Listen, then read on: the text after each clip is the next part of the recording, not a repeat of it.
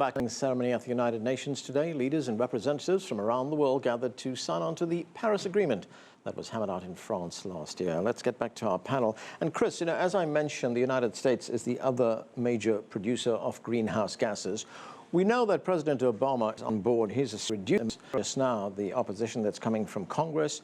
Then, of course, there was the decision at the U.S. Supreme Court to shelve temporarily the Clean Power Act that the president wanted. How big a challenge is this going to be for the U.S. to live up to its commitments? The landscape in the U.S. is very, very diverse. We see incredibly rapid growth in the deployment of renewables. Solar energy has grown something like 50-fold from 2006 to 2015. Wind energy grew more than 7-fold over that period. More than 175,000 jobs in America now in the solar energy industry. We're seeing amazing progress there, and we're seeing lots of particular regions, California and the Northeast, where there's already ambitious embrace of the steps that are necessary to move to a low-carbon future. But as you say, the landscape in the U.S. is very diverse. We'll see what happens with upcoming court decisions about the clean power. We also need to growing technology that can drive greenhouses eventually to zero. Renato, the other big question, of course, is money. Developing countries are going to need help to make this transition to a greener economy, to better energy sources. Some developing countries say it may be better off holding off on signing this agreement until they can get the richer countries to pay in more so that they can make an easier transition to cleaner energy. Is that a good strategy? I think it's not a good strategy. I think it's an absurd strategy. The sooner that countries not only sign but join the agreement as well by ratifying it and seeing an early entry into force of the Paris Agreement is to the best interests of vulnerable countries, not just developing countries, but vulnerable countries. The amount of work that is required to transform the economies in the developing world is massive, and waiting is simply not an option. When we talk about resources and finance, oftentimes, especially in the past, it has been a subject of rancorous argument and debate.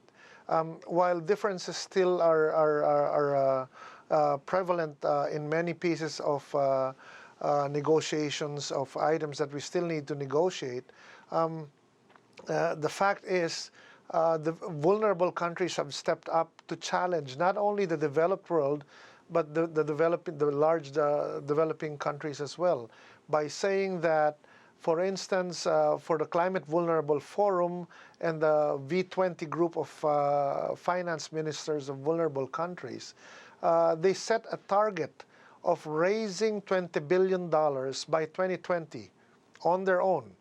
And this target is a target that they set for themselves. They're, of course, calling out for partners in the developed and developing world to help them raise this money. They've been using their budgets as well, because waiting is simply not a strategy that is wise.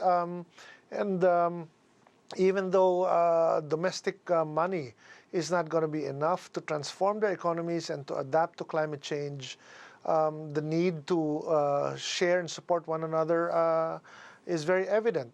China has played a very positive role in terms of extending support for the need of vulnerable countries to embark on more sustainable pathways. Vietnam has contributed a sizable amount to the Green Climate Fund.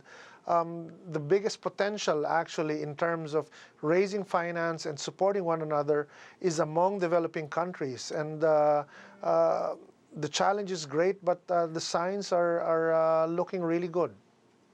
Tara, when you look at this agreement, there are some nuances in it, some changes in it, which don't seem to make sense. You had the Kyoto Agreement, which made, well, countries, the rich countries, were legally responsible to help poor countries. But this agreement, they're not legally responsible anymore. It's just voluntary. Isn't that a step backwards?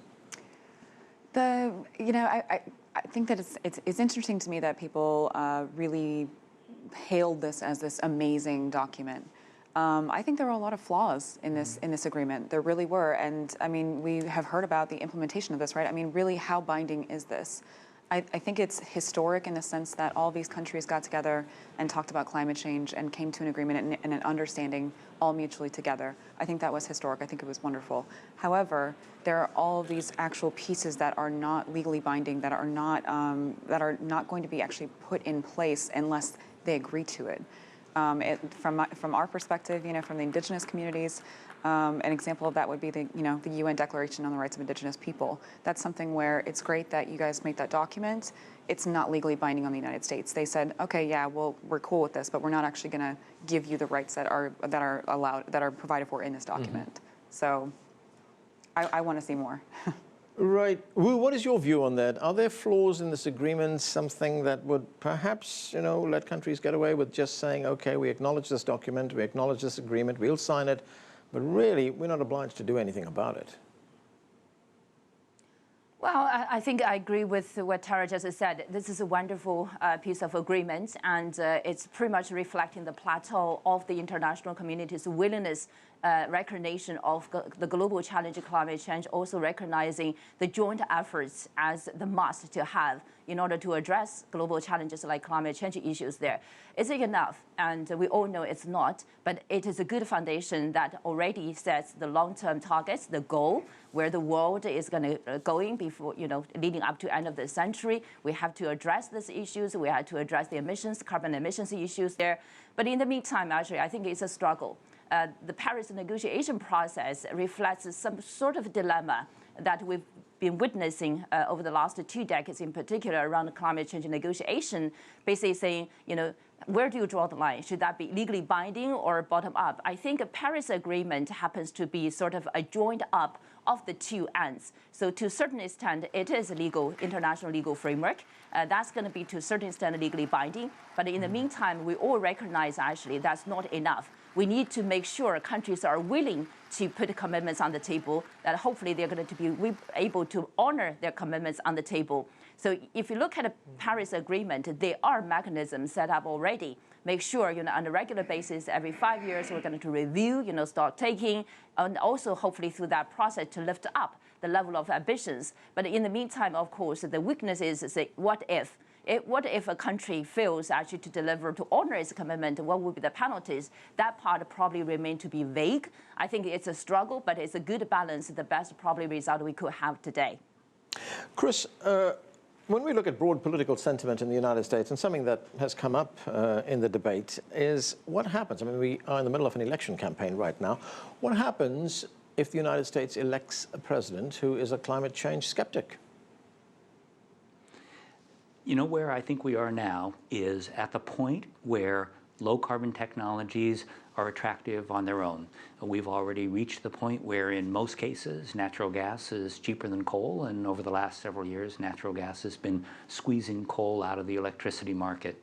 We're increasingly seeing an environment where wind is increasingly cheaper than natural gas, and wind is beginning to compete effectively with natural gas.